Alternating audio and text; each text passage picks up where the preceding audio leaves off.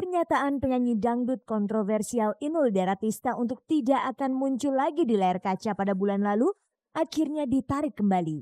Pasalnya pada hari Rabu 4 Juni kemarin, Inul telah kembali tampil dengan goyang ngebornya dalam siaran langsung acara Rindu Inul selama 2 jam di salah satu stasiun televisi swasta nasional.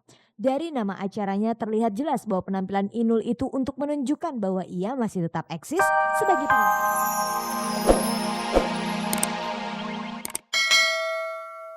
Sedangkan Henry Hendarto memerankan tokoh Ustadz Ahmad, seorang penduduk pendatang di daerah Rokan Ulu. Tentang bagaimana keterlibatan Suhaila Salam, Henry Hendarto dalam sinetron yang diangkat dari novel karya sastrawan Riau almarhum Edi Ruslan P. Aman itu, mereka memberikan komentarnya. Kesannya saya rasa senang untuk bekerja dengan mereka. Ramai, kerja cepat. Kerja cepat lebih senang.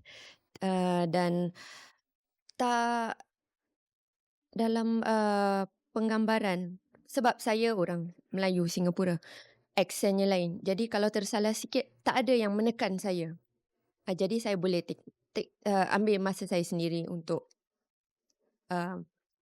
deliver saya punya dialog at my own time. Tak ada yang menekan saya. Kemunculan daripada tokoh Ahmad dalam konflik yang ada di sinetron Dikalahkan Sang Sapurba itu sebetulnya hanya sebagai sebuah petunjuk bahwa tidak seluruhnya pendatang itu memiliki sifat dan sikap yang buruk. Itu kan judulnya Dikalahkan Sang Sapurba. Sang Sapurba itu bahasa Sanskerta yang artinya pendatang. Jadi boleh dikatakan pendatang-pendatang mereka datang ke daerah Riau ini ya. Dan mereka mengambil hasil buminya dengan menjarah tanah penduduk, dan tentunya ya penduduk tidak semua bisa kebagian daripada hasil tanah yang sudah dijarah itu. Dalam hal ini tokoh Ustadz Ahmad sendiri sebetulnya tidak berasal dari Riau gitu. Jadi saya tidak memiliki keharusan harus bisa berbahasa Melayu gitu atau dengan bahasa daerah Riau. Dengan bermain sinetron itu, kesan-kesan apa yang mereka petik? Saya ingin meluaskan pengalaman saya sebab saya dah pernah bekerja dengan orang India, dah pernah bekerja dengan orang Australia dan kini saya ada peluang untuk bekerja dengan orang Indonesia. Mengapa tidak? Jelas banyak ya, khususnya dalam hal ini adalah pengetahuan umum tentang agama Islam, baik mengenai sejarah, mengenai riwayat Rasul, riwayat para sahabat, juga apa istilahnya, ayat-ayat Al-Quran dan As-Sunnah yang harus saya kupas lebih dalam. Itu sudah jelas. Alhamdulillah pada saat saya memerankan tokoh Al-Bahri, yang itu merupakan SMS ya yang hanya 4 episode. Tidak banyak mengeluarkan ayat-ayat atau hadis-hadis karena Al-Bahri ini hanya seorang pujangga, dia keluar tamatan dari pesantren dan dia justru banyak belajar kepada masyarakat, jadi sifatnya tidak mengajari.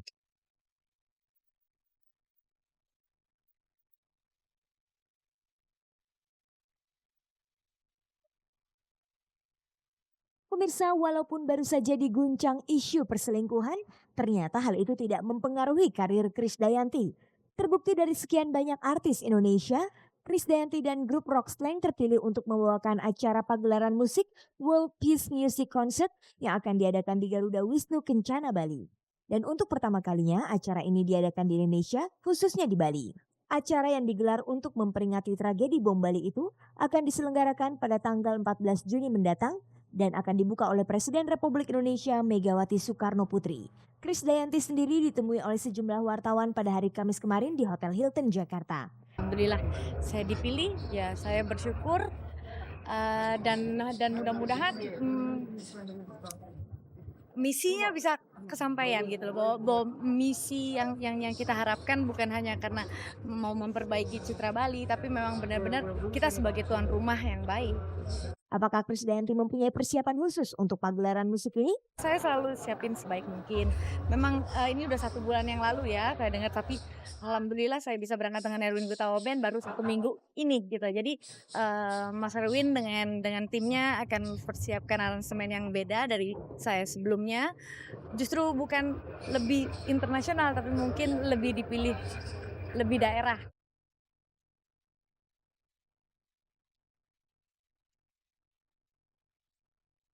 Pemirsa, baru sebulan yang lalu Inul Daratista menyatakan tidak akan muncul di layar televisi.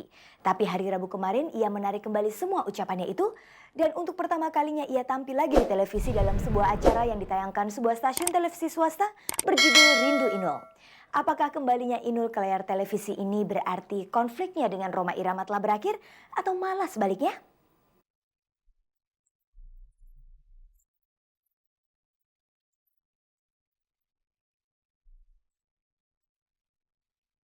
Pernyataan penyanyi dangdut kontroversial Inul Daratista untuk tidak akan muncul lagi di layar kaca pada bulan lalu akhirnya ditarik kembali.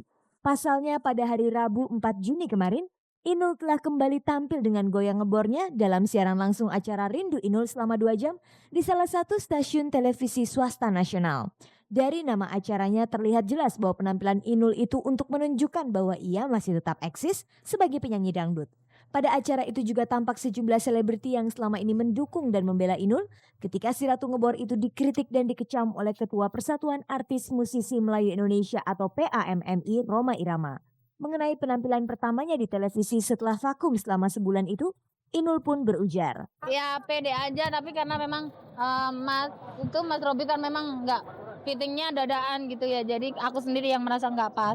Isu yang beredar kembalinya Inul ke panggung layar televisi karena nilai kontrak yang besar. Satu episodenya pihak penyelenggara membayar Inul sebesar 50 juta rupiah. Enggak, yang Kontraknya nggak banyak. ya untuk 13 episode. Enggak benar. Dengan diralatnya pernyataan Inul tentang pengunduran dirinya dari layar televisi, apakah Inul tidak takut kalau nantinya ia dikatakan tidak konsisten dengan ucapannya? Sebenarnya saya nggak akan tampil di TV lagi gitu. Tapi kita kan pengennya profesional. Saya juga sayang sama banyak stasiun TV yang telah membesarkan nama saya. Dan itu adalah kalau misalkan saya nggak tampil itu, memang itu saya putusan sepihak pada saat kita punya problem ya Mbak ya.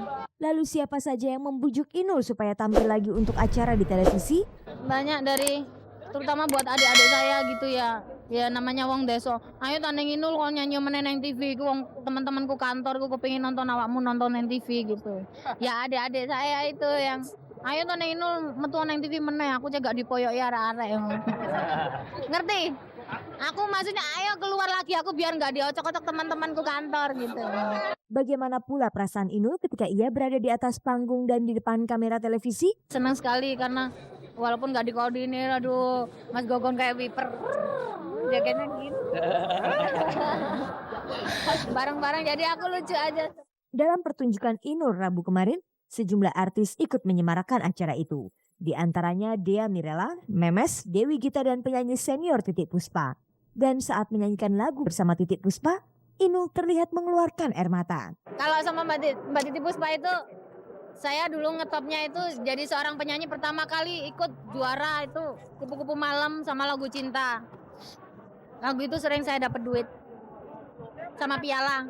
Seperti diketahui selama ini Inul mendapat kritikan dan kecaman yang tajam dari Raja Dangdut Rhoma Irama. Dan kembalinya Inul tampil di layar televisi hampir berbarengan dengan pernyataan sikap Rhoma Irama yang meminta produser album rekaman Inul yaitu Iwan Sastrawijaya untuk menunda peredaran album terbaru Inul. Apakah dengan penampilannya di layar televisi itu menunjukkan kalau Inul sudah tidak takut lagi dengan ancaman Rhoma Irama? Ketakutan Mbak, aku kan kerja susah-susah, nyuri-nyuri harinya untuk syuting aja juga susah-susah gitu ya. Jadi mohon sekiranya untuk senior memberi saya kesempatan untuk tampil lebih bagus gitu.